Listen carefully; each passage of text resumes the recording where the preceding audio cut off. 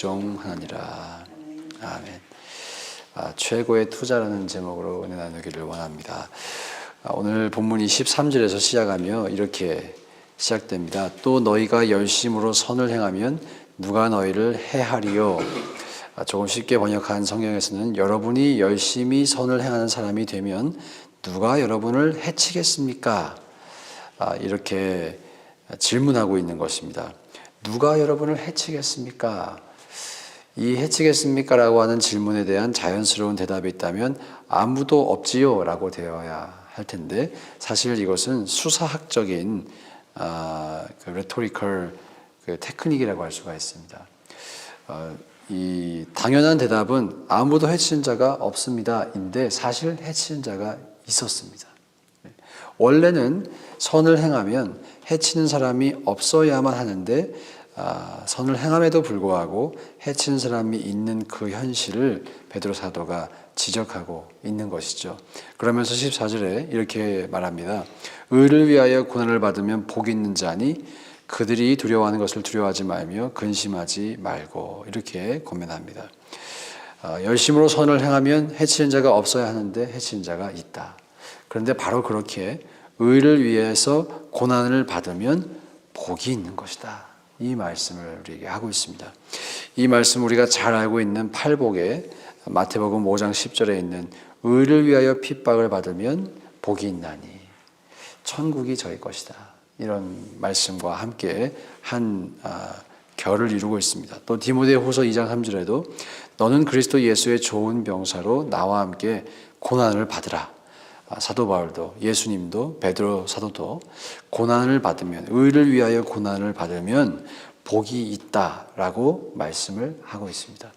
그리고 17절에 보면 선을 행함으로 고난받는 것이 하나님의 뜻일진데 악을 행함으로 고난받는 것보다 낫다라고 되어 있죠. 이 말 속에는 어떤 어썸션이 있냐면 선을 행하든 악을 행하든 고난은 있다는 것입니다. 우리 인생 가운데 고난이 없지 않다는 것이죠. 이렇게 사나 저렇게 사나 고난받는 것은 똑같다.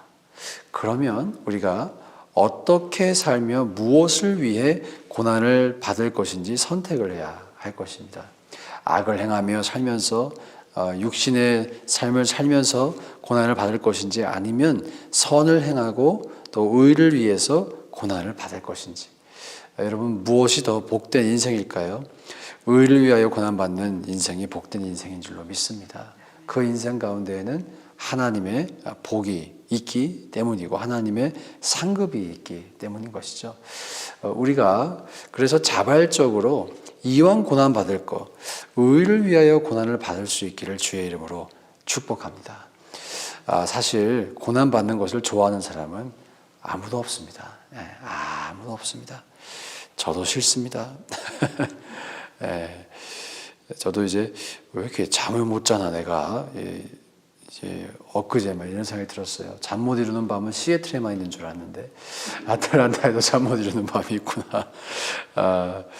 이게 다 이 사역의 고난 때문인 것 같아요. 고난이 있습니다. 고난이. 그리고 고난 받는 것이 우리가 성경에서 고난을 받으라고 하니까 그래, 받아야 하나 보다. 고난 받으면 복이 있나 보다. 그런데 막상 이 고난이 찾아왔을 때 참 이것을 소화하기가 쉽지 않습니다. 우리가 그것을 다 알고 있죠. 소화하기가 쉽지가 않습니다. 저도 이제 이 사역을 하면서 몸에 이상이 딱 왔을 때 참 어려운 마음이 들더라고요. 내가 이 나이에 이런 질병을 겪어야 하나? 왜 굳이 이렇게 해야 하나? 그런 생각과 함께 허탈한 마음도 들고 허무한 마음도 들고 굳이 왜 이렇게 살아야 하나? 이런 생각이 들죠.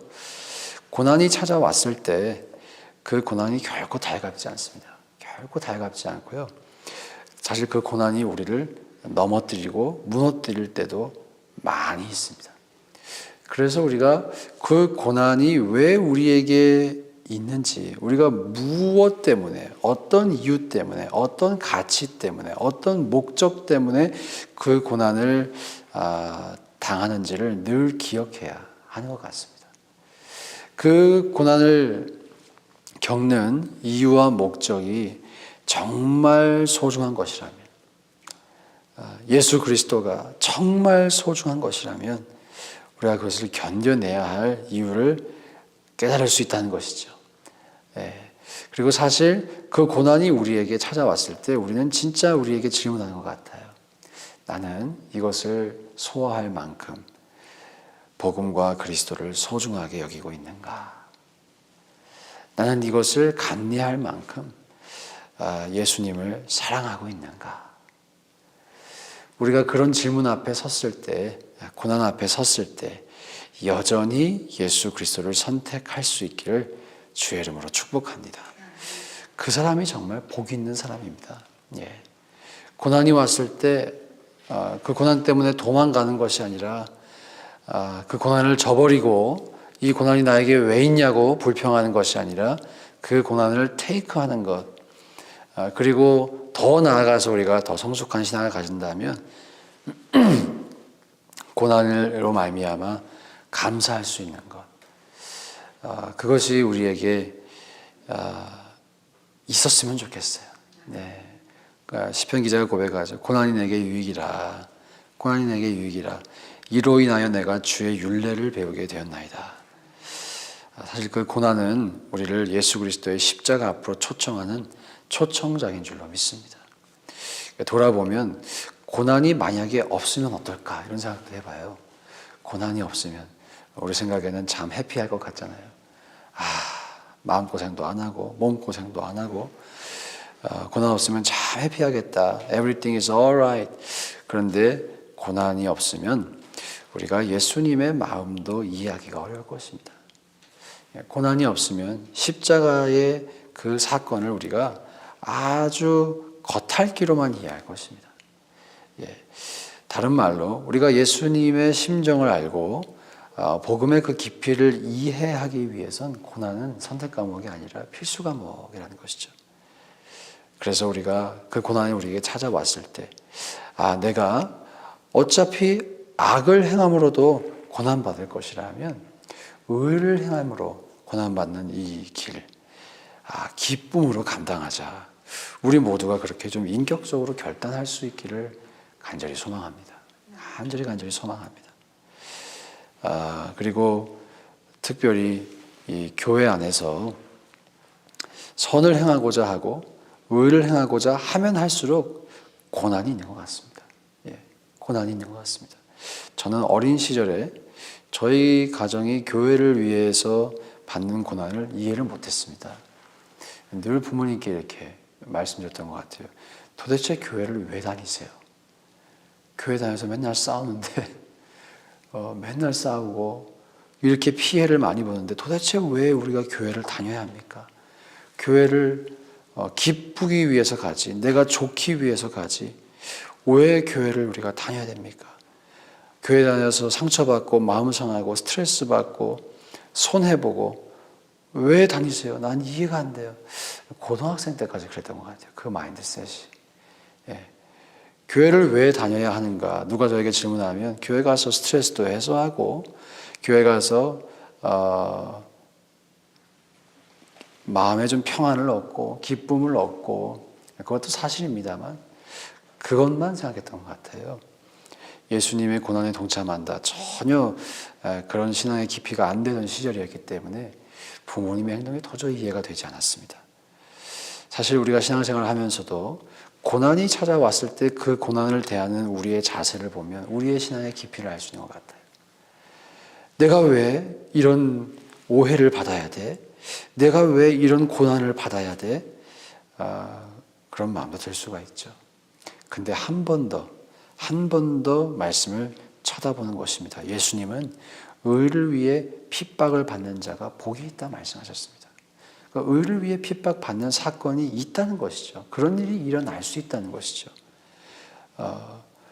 그리고 바울도 예수 그리스도의 좋은 병사로 나와 함께 고난을 받으라. 무릇 경건하게 살고자 하는 자마다 고난이 있을 것이다 라고 말씀하고 있습니다. 우리의 신앙생활이 어떠한 성격을 가지고 있는지 본질적으로 우리가 이 그리스도의 고난에 동참하며 십자가를 지고 그리스도를 쫓아가는 삶이라는 것을 우리가 기억하며 고난이 왔을 때 우리의 신앙이